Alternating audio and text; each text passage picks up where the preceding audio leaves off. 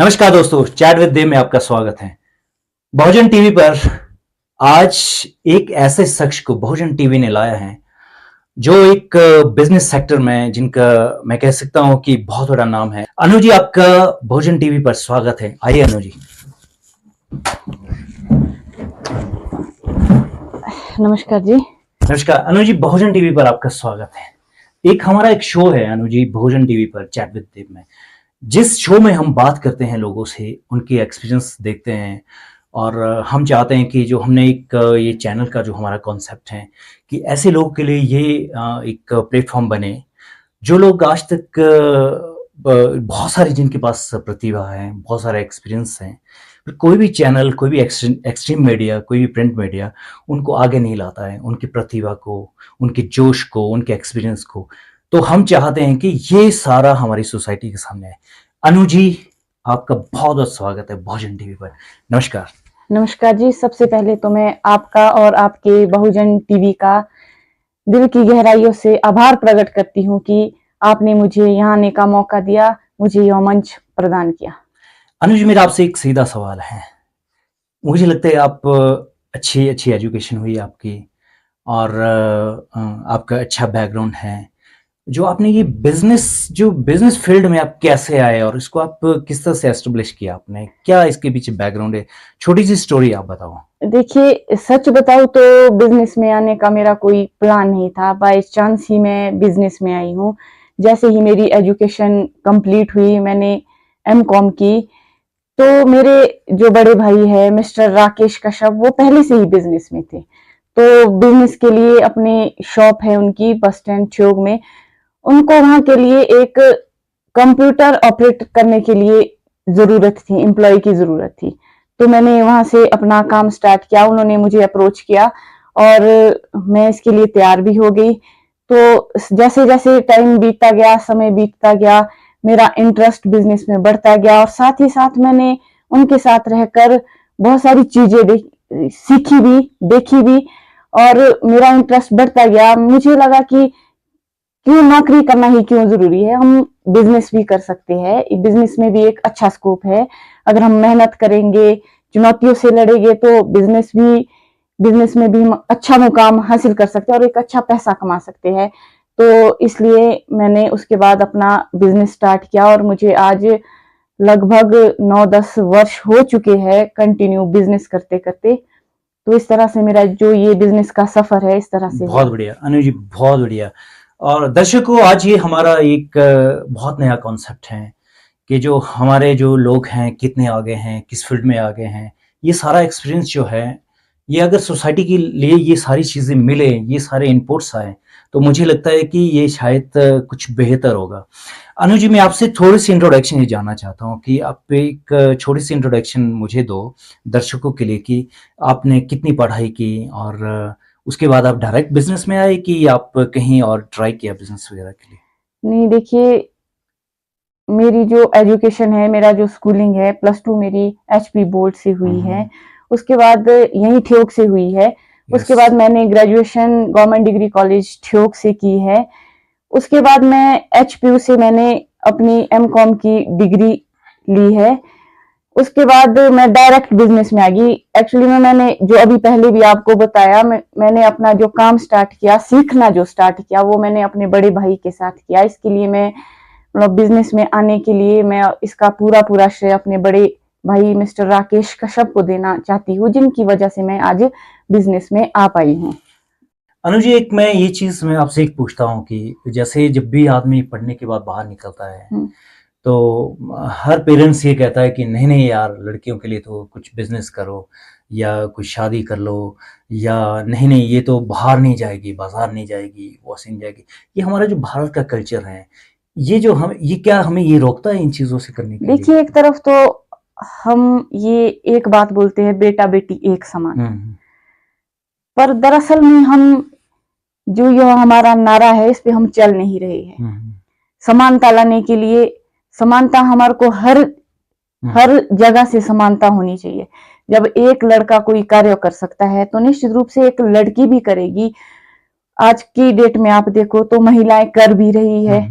बल्कि मैं कहती हूँ कि आज की डेट में महिलाएं इंटरनेशनल लेवल तक अच्छे कार्य कर रही है। आप हमारे यहाँ पे जो हमारे लोकल है देहाबल सन से मनीषा चौहान को ले लो, उन्होंने विदेश में अपना बिजनेस सेटअप किया है। तो मैं नहीं समझती कि महिलाएं अपना बेस्ट नहीं दे रही है। हर क्षेत्र में, हर जगह पर महिलाएं मैं पुरुषों की तरह पुरुषों के साथ कंधे से कंधे मिलाकर खड़ी हैं। वेरी गुड, बहुत बढ़िया। जो आपने ये मनीषा जी की बात की, मुझे भी इनका थोड़ा पता तो था कि मनीषा जी ने बाहर सेटअप किया बिजनेस, और बहुत सारी महिलाएं हैं जो जिन्होंने कि बहुत सारे बिजनेस में भी और दूसरी फील्डों में भी अच्छा काम किया है। तो मैं दर्शकों एक अनु जी के बारे में ये डिटेल में बताना चाहता हूँ कि जो अनु जी ने एक बहुत बड़ा बिजनेस सेटअप किया हुआ है, जिसमें मेरे ख्याल से 3-4 लोगों को एक रोजगार भी दे रखा है, और पूरे जितना भी बिजनेस है, पूरा जितना भी सेटअप होता है बिजनेस का, खुद संभालते हैं और खुद पूरे डिसीजन खुद लेते हैं। अनु जी, मैं आपसे एक सवाल और पूछना चाहता हूँ। ये जो है, आप नौकरी और व्यवसाय में ये क्या डिफरेंस समझते हैं आप? एक व्यवसाय का मतलब है कि बिजनेस, और एक साइड नौकरी। ये आदमी को एक क्या ऑप्शन दिखता है आपको? नौकरी बेस्ट ऑप्शन है या बिजनेस भी एक ऑप्शन हो सकता है? बहुत अच्छा सवाल है आपका। नौकरी और व्यवसाय में जो डिफरेंस है, तो जो नौकरी है, नौकरी का सीधा मतलब है आपको किसी दूसरे के अंडर वर्क करना है, किसी दूसरे व्यक्ति के अंडर वर्क करना है। आपको डिसीजन लेने का कोई अधिकार नहीं होगा। आपको दूसरों के, अपने बॉस के हिसाब से ही सारे कार्य करने पड़ेंगे। अगर पैसों की बात करें तो नौकरी में जो आपको निश्चित आय ही मिलेगी। अगर मैं व्यवसाय की बात करूं तो व्यवसाय में आप एक खुले आसमान के नीचे होते हो।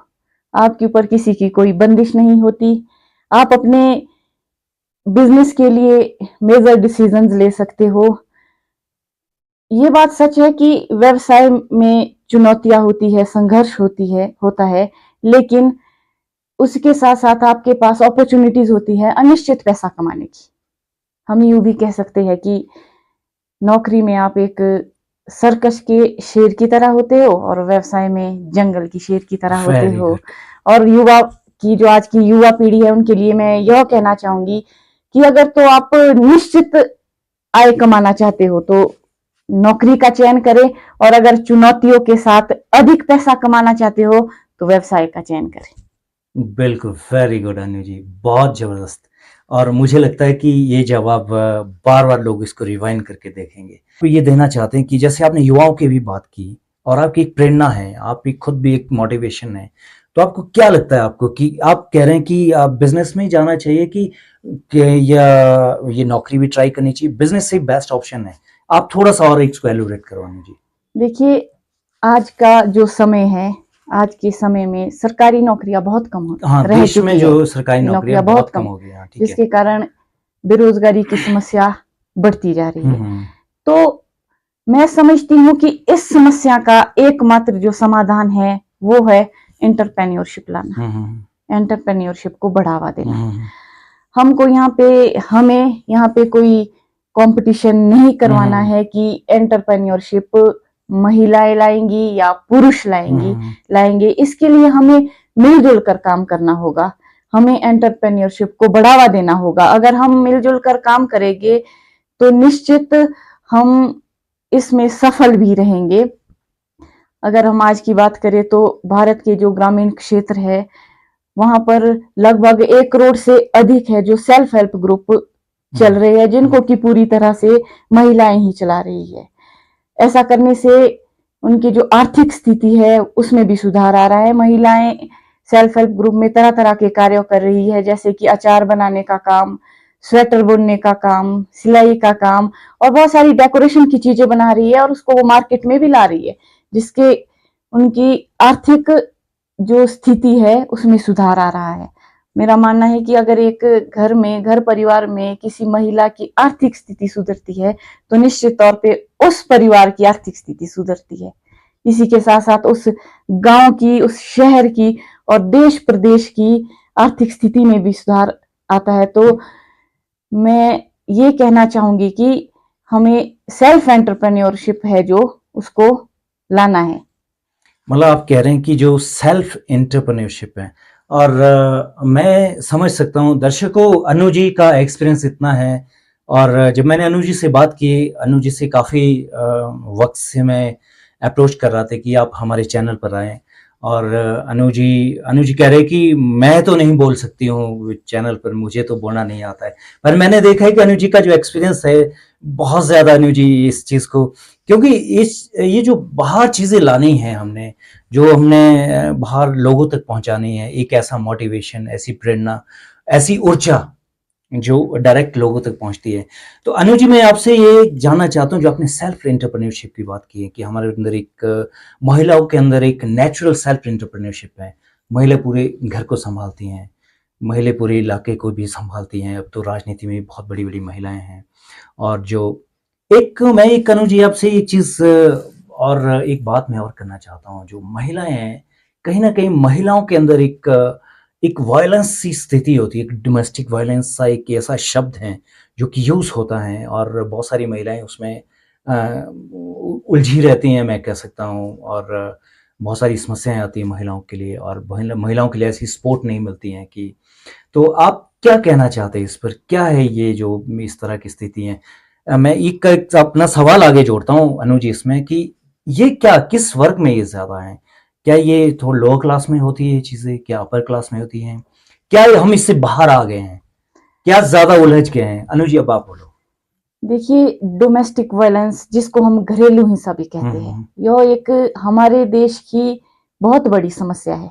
आए दिन हम डोमेस्टिक वायलेंस के बहुत सारे घटनाएं देखते हैं। जो आंकड़े हम लोगों तक पहुंचते हैं, एक्चुअल में ये घटनाएं, इन घटनाओं की संख्या उनसे कहीं ज्यादा है।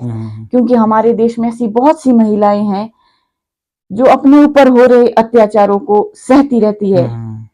वो कहीं बाहर जाके नहीं बोलती है, अपने घर परिवार से बाहर नहीं निकलने देती है, और इन घटनाओं को सहते सहते वो पूरा जीवन व्यतीत कर देती है। तो मेरा उन महिलाओं के लिए यह संदेश है, मैं ये कहना चाहूंगी कि हमें अपने ऊपर हो रहे अत्याचारों का डट कर सामना करना है, हमें इन्हें छुपाना नहीं है। क्योंकि जब तक हम इन चीजों को सोसाइटी में बाहर नहीं लाएंगे, तब तक ये घटनाएं हैं जो बढ़ती रहेगी। क्योंकि ये जो जीवन है, देखिए, हमें एक बार ही मिलता है, तो इसको अच्छे से जीने का हमारा अधिकार भी है और हमारा कर्तव्य भी है। और आपने दूसरी बात जो मुझसे कही वो है कि यह जो घटनाएं हैं किस वर्ग में ज्यादा है। तो जो घटनाएं हैं ये होती तो सभी वर्गों में है, लेकिन इन घटनाओं का जो ज्यादा शिकार हो रहे हैं वो निम्न तबके की जो महिलाएं हैं वो हो रही है। क्योंकि उनके पास स्कोप कम है, उनके पास पैसा नहीं है, वो बाहर आ जा नहीं सकती, अपनी बात कहीं नहीं रख सकती, बाहर नहीं जा सकती। जो तो आपके उच्च तबके की महिलाएं हैं, अगर वो ऐसी किसी घटनाओं का शिकार हो रही है तो वो जाती है, महिला आयोग में इसकी शिकायत करती है, वो बाहर जा सकती है। तो मेरा मानना यही है कि जो निम्न तबके की जो महिलाएं हैं वो इसकी शिकार तो हो रही है, लेकिन वो आवाज नहीं उठा पा रही। बिल्कुल, दैट्स राइट। अनु जी, आपने बहुत बढ़िया सवाल किया। मैंने ये लास्ट में आपके यही सवाल इंक्लूड किया कि किस वर्ग का मतलब है कि अनु जी का जो एक्सपीरियंस है वो ये है कि अनु जी ये कहना चाह रही हैं दर्शकों कि जो हमारा जो एक ऊपर का वर्ग होता है वो फाइट कर सकता है, वो लड़ सकता है। जो नीचे की महिलाएं अपनी आवाज नहीं उठा सकती हैं, या तो वो सहन करती रहेगी या तो उसको जीना मुश्किल हो जाएगा अकेले। ऊपर की महिला तो अगर ऐसा हो भी जाएगा तो वो अपना न्याय ले सकती है, अपने जस्टिस के लिए फाइट कर सकती हैं, क्योंकि उनका स्तर ऊपर का स्तर है। बिल्कुल सही अनु जी। अनु जी, मैंने आपसे ये सवाल इसलिए पहले किया, डोमेस्टिक वायलेंस का सवाल, क्योंकि ये जो है ये सारी चीज़ें इसके ऊपर घूमती हैं। और इस देश में अगर महिलाएं इन चीज़ों से बाहर निकल आए, अगर हम महिलाओं को विशेष रूप से आगे ले जाना चाहते हैं तो हमें इन चीज़ से दूर रहना होगा।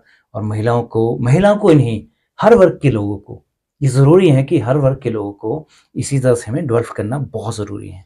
अब मैं अनु जी आपसे एक और सवाल पूछना चाहता हूँ कि अगर हमने देश में एक अच्छा व्यक्तित्व लाना है, देश में अच्छा विकास करना है, देश को आगे ले जाना है, देश को सही ढंग से ले जाना है, तो हर गवर्नमेंट का ही नारा होता है कि बेटी को आगे ले जाओ, बेटी पढ़ाओ, है ना। और सरकार जो है बहुत सारे इंस्टीट्यूशन बनाती हैं महिलाओं के लिए, जैसे ये महिला आयोग हो गया या महिला थाने की भी बात नहीं, महिला थाने भी बन चुके हैं। और एंटरप्रेन्योरशिप में देखा जाए तो महिलाओं के लिए विशेष चीज़ें चलती हैं, कोई सेल्फ हेल्प ग्रुप चलता है और बहुत सारी चीज़ें गवर्नमेंट इसको प्रमोट करने के लिए। तो क्या लगता है आपको कि ये जो गवर्नमेंट पहल कर रही है, हमारी सारी गवर्नमेंट, तो ये सही ढंग से हो रही है कि अभी भी इसमें कुछ सुधार की ज़रूरत है? देखिए, जितने भी सरकार ने जो भी महिलाओं के लिए जो भी छूट दी है या जो भी सुविधाएं दी है, मेरे हिसाब से ये एक महिलाओं को प्रोत्साहन करने के लिए दी गई है। क्योंकि अगर हम पुराने ज़माने की बात करें, पहले के समय की बात करें, तो महिलाएं बहुत सारी सुविधाओं से वंचित रहती थी। महिलाओं को मतदान का अधिकार नहीं था, शिक्षा ग्रहण करने का अधिकार नहीं था, महिलाएं खुलेआम कहीं बाहर आ जा नहीं सकती थी। तो जो गवर्नमेंट ने ये सारी स्कीमें दी है, गवर्नमेंट ने महिलाओं के लिए एक, अगर महिलाएं व्यवसाय करना चाहती है तो विशेष लोन का भी प्रावधान किया है। बैंकों द्वारा विशेष लोन दिए जाते हैं, महिलाओं को बसों में जो छूट दी जाती है, क्योंकि महिलाएं जो आर्थिक रूप से थोड़ी तंग रहती है, क्योंकि उनके पास पैसे कमाने का साधन नहीं है, तो वो इसका फायदा उठा सकती है, कम किराए से आ जा सकती है। अपनी शिकायतें, अपने ऊपर हो रहे अत्याचारों को वो महिला आयोग में अपनी शिकायत दर्ज करवा सकती है। किसी भी तरह का कोई झगड़ा हो महिला से रिलेटेड, तो महिला थाना में जाकर अपनी शिकायत करवा सकती है। तो मेरा मानना है कि जो ये गवर्नमेंट की जो ये पहल है महिलाओं के जो पक्ष में है, ये निश्चित तौर पर एक बहुत ही बड़ा अच्छा कदम है, मुझे ये लगता है। दर्शकों में आज एक छोटा सा ब्रेक लेते हैं। आफ्टर शॉर्ट ब्रेक हम वापस आते हैं। दर्शकों, एक बार फिर से आपका स्वागत है।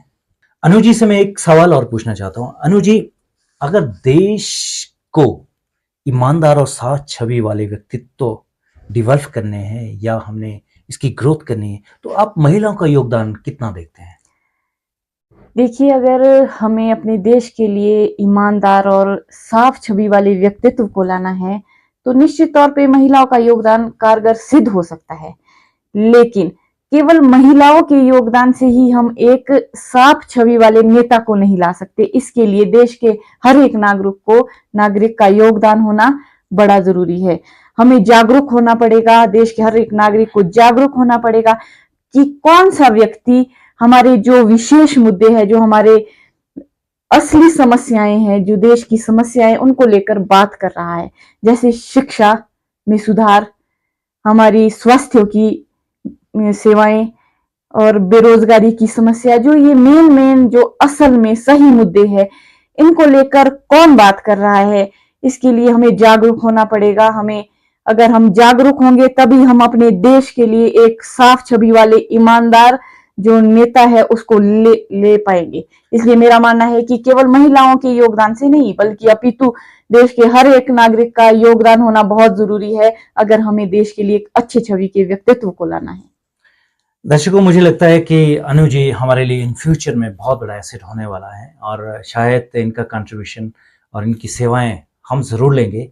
अनु जी, मैं आपसे एक राजनीतिक सवाल पूछना चाहता हूँ, एक पॉलिटिकल सवाल है जो कि इस देश में बहुत ज़्यादा होता है कि दो तरह की रिजर्वेशन होती है। एक रिजर्वेशन आती है नीचे, जो कि जिसको मैं कह सकता हूँ विशेष अनुसूचित लोगों के लिए रिजर्वेशन होती है।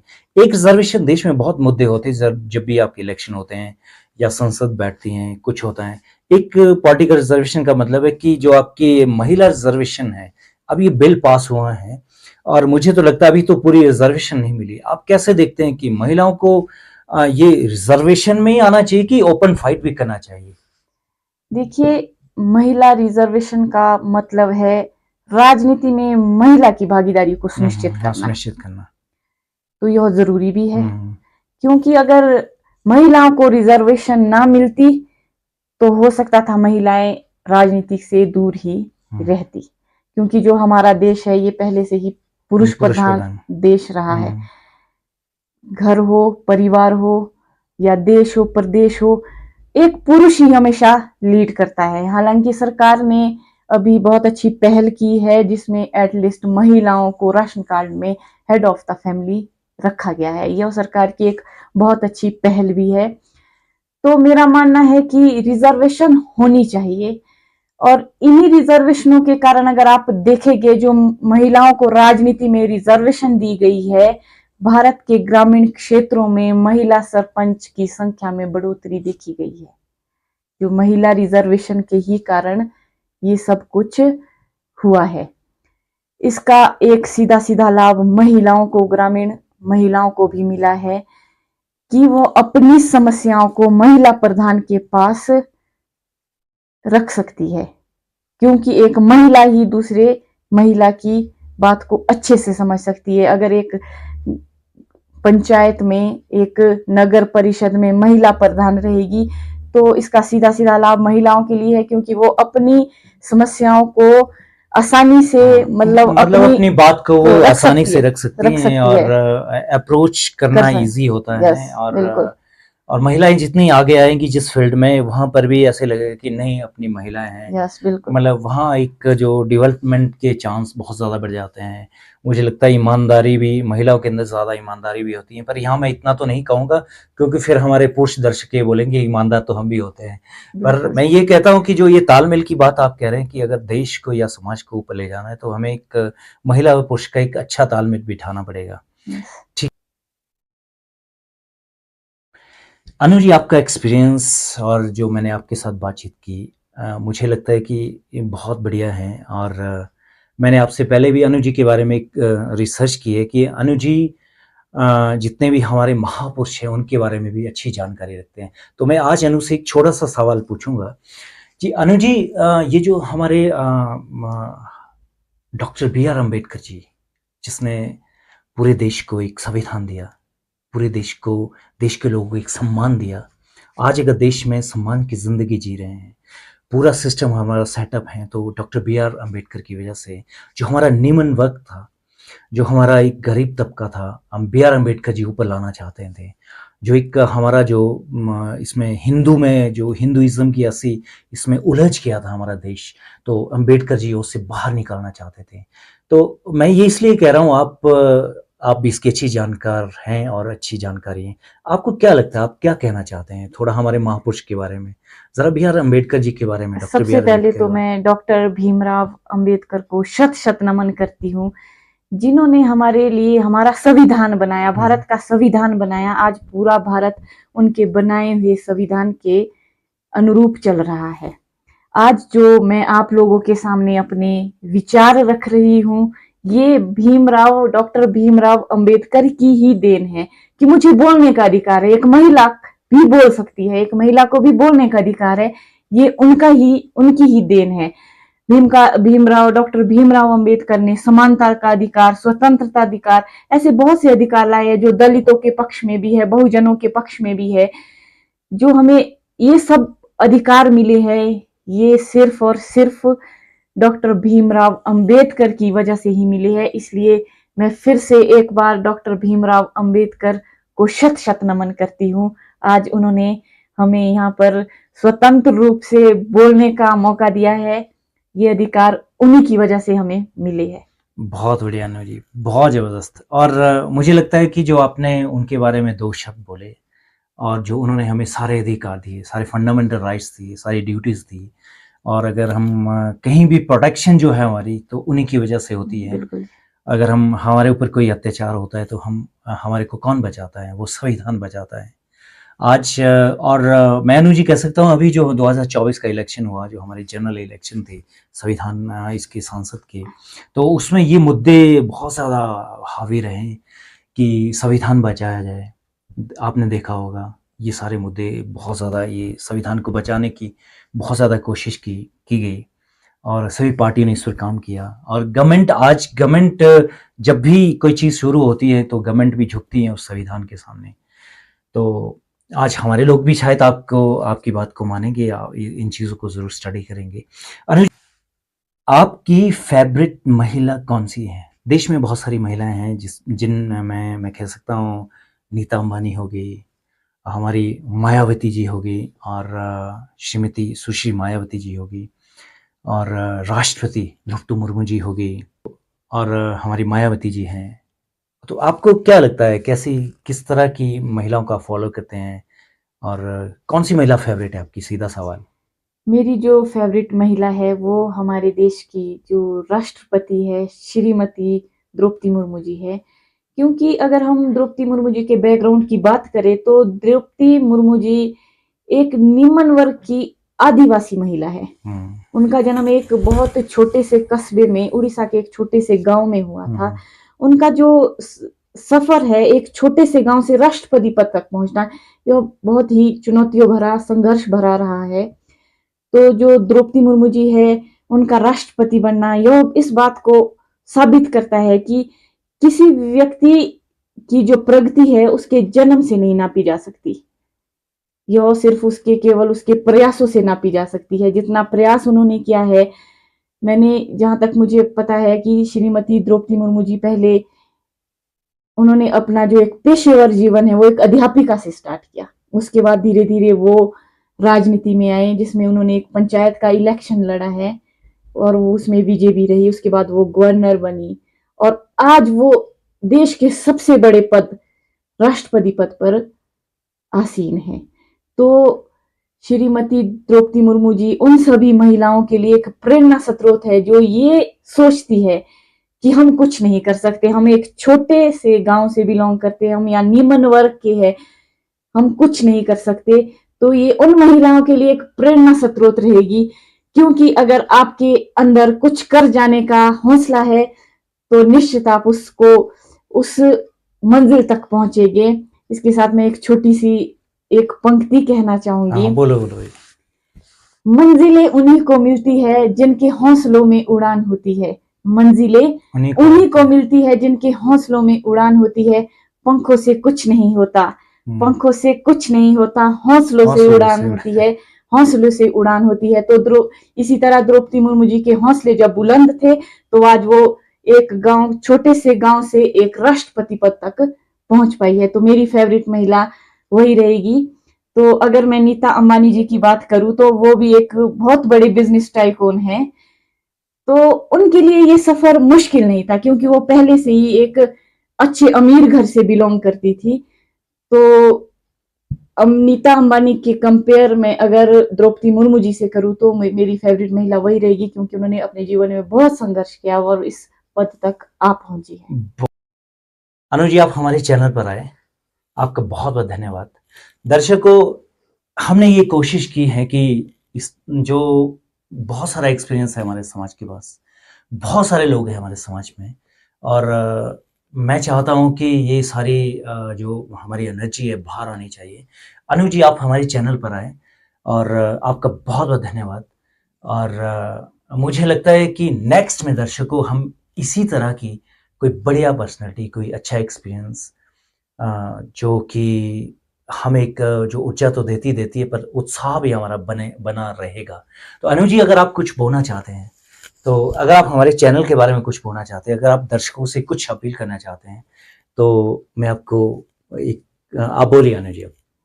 देखिए, मैं आपका बहुत बहुत दिल की गहराइयों से आपका धन्यवाद और स्वागत करना चाहती हूँ कि आपने मुझे इतना अच्छा मंच दिया है।